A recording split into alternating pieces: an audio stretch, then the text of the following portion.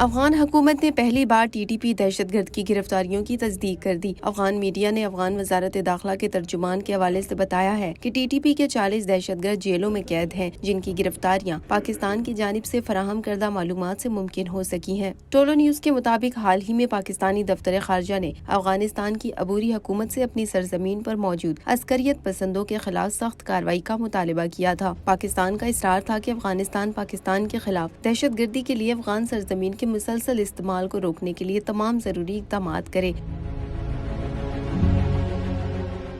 Afghan media کے مطابق T T P کے ان مٹھی بھر دہشت گردوں کی گرفتاریوں سے افغانستان اور پاکستان کے تعلقات میں جمی برف پگھلنے کے امکانات کم ہیں۔ ٹولو نیوز کے مطابق اگر افغانستان نے سنجیدگی سے اس مسئلے کا حل نہ نکالا تو دونوں ملکوں کے درمیان تعلقات میں بہتری آ سکتی ہے۔